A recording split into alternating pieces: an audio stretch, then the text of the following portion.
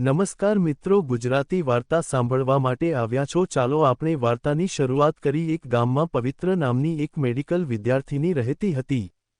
પવિત્રને તાનિયા તરીકે ઓળખાતી હતી અને તે ખૂબ જ સમજદાર, નમ્ર અને દયાળુ હતી।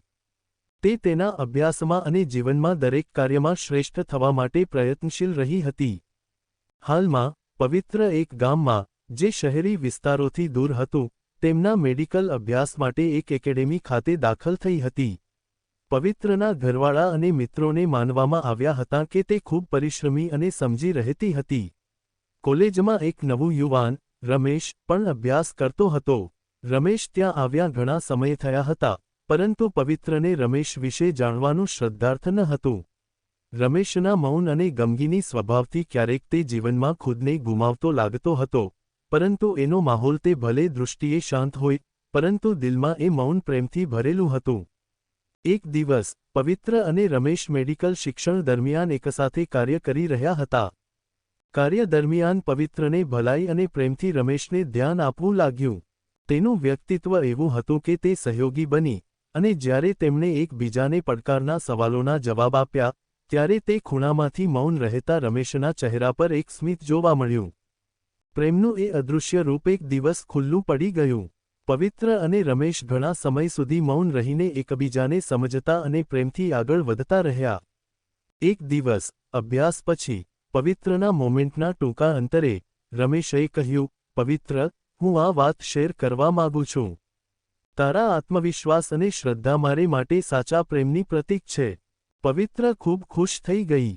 તને જાણવું કે હું તને એટલું પ્રેમ કરું છું, પવિત્ર એ પહેલા ક્યારેય ન કહેલું। સમય વીતતા પવિત્ર અને રમેશ એકબીજાની મદદ સાથે એકબીજાને વધુ સારી રીતે સમજ્યા। એકબીજાની લાગણીઓ અને અહેસાસોમાં એક પરિસ્થિતિ આવી કે બંનેને એકબીજાની સાથે જીવવાનું મન થતું। જ્યારે આ સંબંધ સાથે પ્રગટ થવા માટેનો સમય આવ્યો, ત્યારે પવિત્રની તણાવના ઝાઝા રહેલા સંબંધો અને એકબીજાને પ્રેમ કરીને રણકારના અને ભવિષ્યના કેટલાક અસરો તે પવિત્રને તેના સ્વપ્નોની સાથમાં પ્રેમભરી જિંદગી જીવી રહી હતી। પવિત્ર અને રમેશના સંબંધમાં એક અનોખી દીવાની જેમની રેમ્બરૂ કેવી રીતે એકબીજાને સમજતા અને સહયોગી બનતા, એવી ચિંતાઓ વિશે વાત કરતાં પરિપૂર્ણ થવા માટે જોડાયેલી હતી। જ્યારે પવિત્રએ પોતાની મેડિકલ સ્ટડી પૂરી કરી, તે સમયે પવિત્ર અને રમેશ માટે એક નવા દશકાની શરૂઆત હતી। પવિત્રએ હમણાં જ તેના ઘરવાળાને રમેશ સાથે એની હસ્તી માટે વાત કરવાનું નક્કી કર્યું। ઘરવાળાને ઘણા પ્રશ્નો હતા, કેમ કે પવિત્ર એક ગંભીર અને નિર્ણય લઈ શકતી વ્યક્તિ હતી। આખરે એ શું છે? પવિત્રના પિતાએ પૂછ્યું। તમારા માટે સારો છે કે નહીં? પવિત્રની આંખોમાં થોડું કંટાળો અને ઘેરી વિચાર હતું। પપ્પા, આ પ્રેમ છે। તે કદાચ 8 મિનિટોની વાત નથી, પણ એક જીવન સાથે કુપલ બનવાનું હું એવું લાગે છે। એ સમયે રમેશે પણ પોતાની એવી લાગણીઓ ખુલ્લી કરી દીધી હતી। પવિત્ર, હું માનું છું કે પ્રેમ સનિહાળતા કોડો નથી। આ છે એક પવિત્ર સંબંધ, જેના પર માને છે, હું સાથે છું। પવિત્રના પિતા અને મમ્મી એ બંને સમજ્યા કે આ બે લોકોનો સંબંધ માત્ર એક જુદી દુનિયાનો એક ભાગ છે। તે પછી રમેશ અને પવિત્ર લગ્નના વિષય પર સજગ થવા માટે લગભગ 1 વર્ષ સુધીની યાત્રા કરી, જ્યાં જીવનના દરેક મૌલિક પાઠોએ તેમને વધુ સમજ અને ભાવના સાથે એકબીજાને આગળ વધાવ્યા। પવિત્ર અને રમેશ 2 રાષ્ટ્રીય મેડિકલ સેવા સંસ્થાઓમાં હાજર હતા। સાથે મળીને તેઓ ઘણો મહાન કાર્ય અને સેવા આપતા રહ્યા। તેમનો પ્રેમ અને પ્રતિબદ્ધતા એવી વસ્તુઓ પરિપૂર્ણ થઈ હતી જે જીવનમાં દરરોજ આવતા હતા। 7 વર્ષ પછી તે સમય આવ્યો જ્યારે પવિત્ર અને રમેશ હંસી, યાદો અને પ્રેમથી એકબીજાના જીવનમાં જોડાવાના પળમાં ઊભા હતા। આ અમારી સાથે છે, પવિત્ર, રમેશ કહેતો રહ્યો। પ્રેમનો એ સાંકળ આજે વિશ્વના ખૂણાઓ સુધી પહોંચ્યો છે। આ પ્રેમની નવી દિશામાં પવિત્ર અને રમેશ જીવનના દરેક ભાગને મનથી જીવી રહ્યા હતા। ગમવીને પોતાના સપનાઓ આગળ વધાવ્યા, એકબીજાને સહકાર આપતા, અને જગતમાં દરેકને મદદગાર બનતા। જ્યાં પવિત્ર અને રમેશના સંબંધમાં અદૃશ્ય રીતે માહોલ પૂરક હતો, ત્યાં તેમના જીવનમાં એક નવી સઘનતા આવી હતી। લગ્ન પછી પવિત્ર અને રમેશના મનમાં કેટલાક પ્રશ્નો હતા કે શું તેઓ પોતાને આપેલો સમય, પ્રેમ અને જવાબદારીઓ માટે પૂરતા હતા? મેડિકલ ક્ષેત્રમાં ઘણીવાર એવું થાય છે કે આરોગ્યકર્મીઓ બહુ વધારે સમય પોતાના પરિવાર અને પ્યારા સાથે વિતાવતા નથી. રોજબરોજની વ્યસ્તતા વચ્ચે પવિત્ર અને રમેશે આ મુશ્કેલીનો સામનો કર્યો. પરંતુ તેઓ હંમેશા એકબીજાને સમજીને, સહનશીલતાથી અને પ્રેમથી આ મુશ્કેલીઓનો સામનો કરતા ગયા. એક દિવસ પવિત્ર અને રમેશ રાત્રે કામ પર જતી વખતે રમેશે કહ્યું, હવે જ્યારે અમે સાથે છો તો બધી બાબતો સરળ લાગે છે.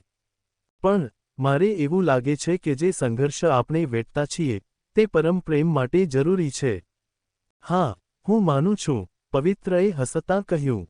પ્રેમ માત્ર ખુશી અને રમૂજ નથી, તે એકબીજાને સમજવાનો, એકબીજાના દુઃખ અને સંગઠનનો પણ ભાગ છે. આ વાત કરવા છતાં પવિત્રને તેની કારકિર્દી અને અંગત જીવન વચ્ચે સંતુલન મેળવવામાં કેટલીકવાર મુશ્કેલીઓ પડી રહી હતી. તે રોજના ઓપરેશન્સ, દર્દીઓની મુલાકાતો અને વિદ્યાર્થીઓના અભ્યાસ દરમિયાન એવી લાગણીઓ અનુભવતી હતી જે તેને ઉકેલી શકતી ન હતી. એક દિવસ પવિત્રની નજર પાછળથી ઓપરેશન રૂમમાંથી બહાર નીકળી ગઈ અને તેમાં અચાનક પાવર ઓફ બિલ્સનો સંપર્ક થયો. હોસ્પિટલના સંચાલક ડો. રાહુલ એ જ જણાવવાનું કે પવિત્રને નવી જવાબદારી આપવામાં આવી છે. પવિત્ર, તને આ સંસ્થામાં ડેપ્યુટી ડિરેક્ટર બનાવવામાં આવે છે, ડો. રાહુલે જણાવ્યું. તમારી અનુભવી રીત અને લોકો સાથે કામ કરવાને ધ્યાનમાં રાખી, મારો વિશ્વાસ છે કે તમે આ સ્થાન પર શ્રેષ્ઠ સિદ્ધિ મેળવી શકો. આ અવસર પવિત્ર માટે ખાસ હતો.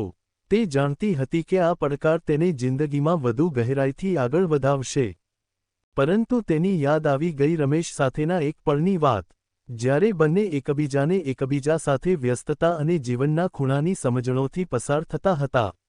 હવે, આ દુનિયા કેટલીકવાર સસ્તી લાગે છે, પરંતુ પાવર અને પ્રેમ દરેક વસ્તુનો અર્થ છે.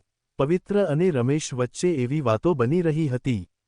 તમારા વિમર્શોના ભવિષ્યના પ્રતિકૂળ સમયે, બંને પોતાને યાદ કરે છે જ્યારે એકબીજાની સાથે રહીને જીવનના દરેક અંશે શ્રેષ્ઠતા અને પ્રેમ મળી શકે છે. સ્ટોરી સાંભળવા માટે ચેનલને સબસ્ક્રાઇબ મિત્રો. ધન્યવાદ.